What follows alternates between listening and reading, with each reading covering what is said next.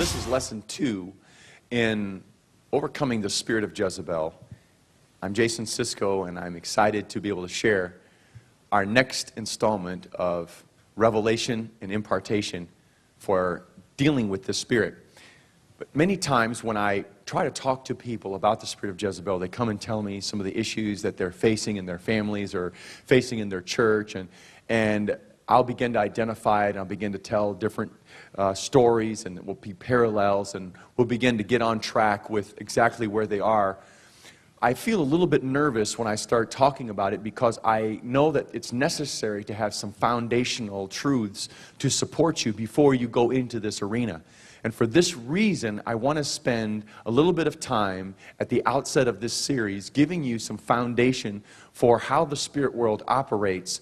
And in case you haven't had other training, and this is the only sessions that you've ever heard me teach on, I don't want you to just start on this level without having a little bit of understanding of what you're dealing with. The Bible tells us in the book of Ephesians chapter number 6 that there are 4 levels of spiritual warfare. He says we wrestle not against flesh and blood, but against what? Principalities, against powers, against the rulers of the darkness of this world, and against spiritual wickedness in high places. Now you have to remember that the authorized King James Version that so many people love was written at the height of 16th century King's English. That's why it's called the authorized version.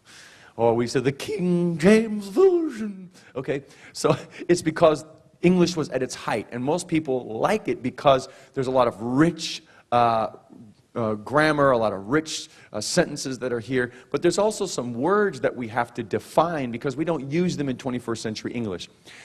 Principalities. When was the last time you heard someone use the word principalities in a normal sentence, or powers, or rulers of the darkness of this world, or spiritual wickedness? Some of these terminologies were taken out of the context of the 16th century English. For instance, a principality in that time was a city. It was a city. So it would be the principality of. And there are some times when you would see that word used, but in order for you to understand it, I think you need to realize that Paul is using different levels. In the Greek, the word is arch, or chief, or prince. So it is a prince over a city, or a principality, something that a prince dominates over. So what is a prince then? A prince is the dominant ruling evil over a particular city. While there may be thousands of different kinds of sins that are there, there's usually a dominant mentality that lends itself towards evil, and that dominant mentality is ruled by a principality which makes sure that people continue on in their darkness and they're blinded from the gospel of Jesus Christ. Then we go to the next level, which is powers. Powers is what we deal with, and we refer to nations. Great Britain was called for the longest time the powers that be. They talked about Russia as being a superpower, and then the United States was a superpower, and it's now the lone, quote-unquote, superpower of the world. The word power there then is dealing with nations, and these are forces that define a nation. When you talk about communism, that was something you couldn't cast out of one person. I'm going to come and cast out the spirit of communism out of you. No, you have to overthrow the government, which puts that communistic philosophy in place and dominates an entire society by that mentality. So these are powers. There are things inside of every nation which govern those nations, and we have to pray about in order to get the gospel into those countries. And then the third level is rulers of the darkness of this world. Now these are in the hierarchy of Satan. These are not bound inside of nationalistic boundaries. Like, for instance, communism is inside the territory where there are communists, but outside of it, it's what they call the free world. So if you would get from when the Berlin Wall, for instance, in the 80s, when the Berlin Wall was established, you know, there were people that were trying to get from East Germany to West Germany because that wall literally had a marker in the spirit world that said that the demonic presences that were binding people in East Germany could not pass over that boundary. When you get into the realm of the rulers of the darkness of this world, these are spirits that are globalizing the world.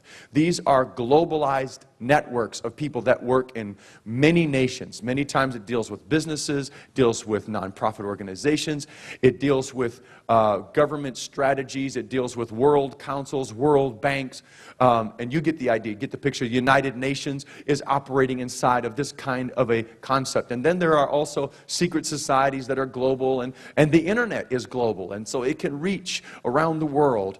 And there are spirits that work in that arena of the rulers of the darkness of this world.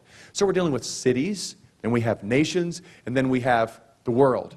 So then what is spiritual wickedness in high places?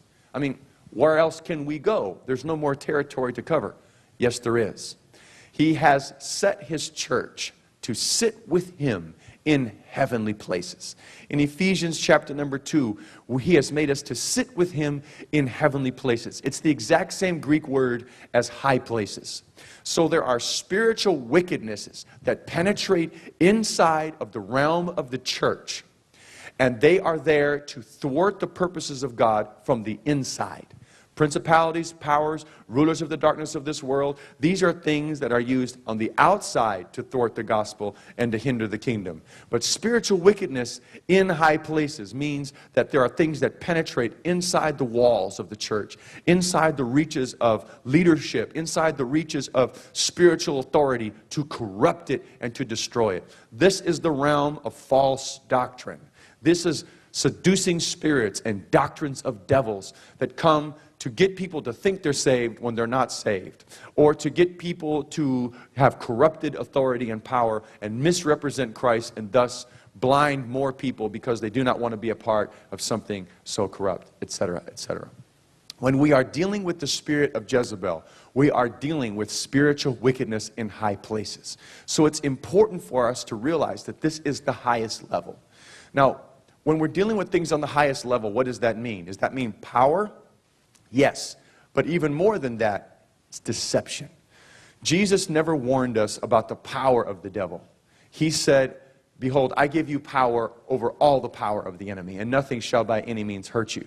But what he always warned us about was not being deceived. Take heed that no man deceive you. He warned us about false prophets, about false workers, and by their fruits you were going to know them.